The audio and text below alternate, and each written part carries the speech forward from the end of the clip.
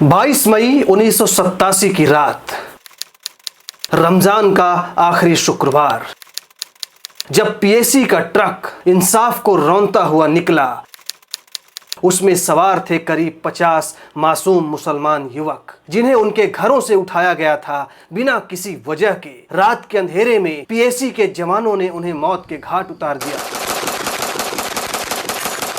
हत्याकांड की जगह थी उत्तर प्रदेश के दो जिलों का दायरा, मेरठ और गाजियाबाद। यह हत्याकांड चर्चित हुआ हाशिमपुरा नरसंहार के नाम से। हाशिमपुरा हत्याकांड आजाद भारत के सबसे डरावने कस्टोडियल किलिंग में से एक है। इनमें से ज्यादातर लोगों का शव तक बरामद नहीं हुआ और परिवार उनका अंतिम संस्कार तक नहीं कर पाया। इस वीडियो में आज कहानी हाशिमपुरा हत्याकांड की। नमस्कार, स्वीकार करिए राजीव एस राजू का। ये साल था 1986। केंद्र में प्रधानमंत्री थे राजीव गांधी, उत्तर प्रदेश में कांग्रेस की सरकार थी और मुख्यमंत्री थे वीर बहादुर सिंह। 1986 में बाबरी मस्जिद के अंदर रामलला के विवादित स्थल पर पूजा के लिए गेट खोल दिया गया, जिसके बाद मेरठ में दंगे भड़क गए। इलाके में कर्फ्यू लगा था। इन्हीं दंगों के बीच था मेरठ शहर का एक पुराना घनी आबादी वाला इलाका हाशिमपुरा। हालांकि दंगों के बीच भी हाशिमपुरा शांत था, यहाँ कोई उपद्रव नहीं था। 22 मई 1987 की रात पीएसी की 41वीं बटालियन ने एक सर्च ऑपरेशन चलाया। करीब 50 से ज्यादा मुस्लिम युवकों को उनके घरों से जबरन बाहर निकाला गया। कोई मजदूर था, कोई बुनकर, कोई सिर्फ रमजान के दौरान बाहर बैठा था। किसी पर कोई आरोप नहीं था। ये युवक किसी दंगे में शामिल नहीं थे, न उनके खिलाफ कोई वारंट था। रात करीब 9 बजे इन सभी लोगों को घरों से निकाला गया। उनके हाथ ऊपर करके लाइन में खड़ा किया गया और फिर एक खाकी रंग के पीएसी के ट्रक में लादा गया। ट्रक मेरठ से बाहर निकला और करीब 35 किलोमीटर दूर अंधेरे रास्तों से होते हुए गाजियाबाद जिले के मुरादनगर क्षेत्र में पहुंचा। यह इलाका गंग नहर और हिंडन नहर के किनारे फैला हुआ था। समय रात के करीब 9 बजे। पहले गंग नहर के पास पहुंचे पीएसी के जवानों ने ट्रक के अंदर बैठे मुसलमान युवकों पर गोली बरसा दी। मरने वालों के शव ट्रक से घसीटकर नहर में फेंक दिए गए। बाकी जो लोग बचे उन्हें कुछ ही दूर हिंडन नहर के पास ले जाया गया। युवकों को नीचे उतारा गया। उनके हाथ बंधे थे, आंख पर पट्टी थी और फिर वही सिलसिला दोहराया गया। एक के बाद एक करके सबको गोलियों से भून दिया गया। मारने वाले पीएसी जवानों को नहीं पता था कि उन्हीं में से 4 युवक जिंदा बच गए हैं। इन्हीं में से एक बाबुद्दीन ने किसी तरह नहर से बाहर निकलकर गाजियाबाद थाने पहुंचकर एफआईआर दर्ज कराई थी।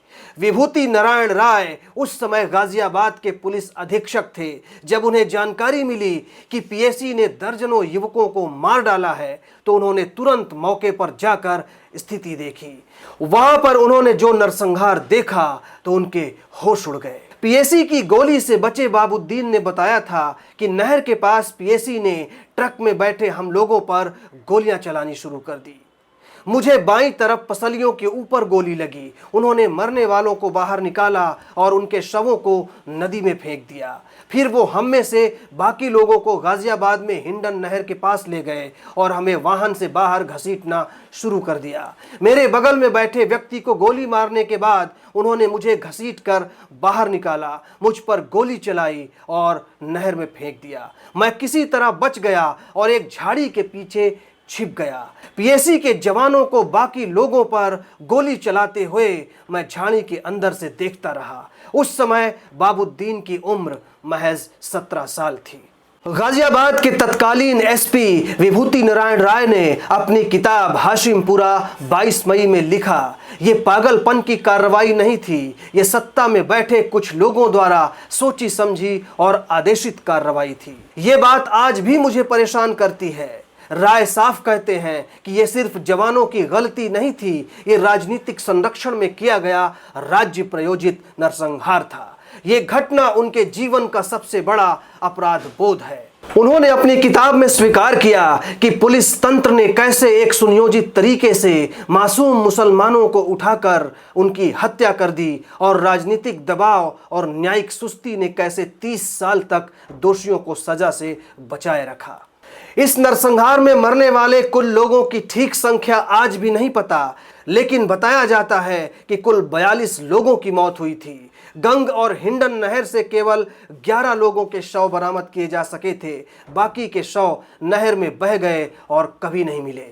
1987 में राजीव गांधी प्रधानमंत्री थे। उत्तर प्रदेश में कांग्रेस के वीर बहादुर सिंह मुख्यमंत्री थे।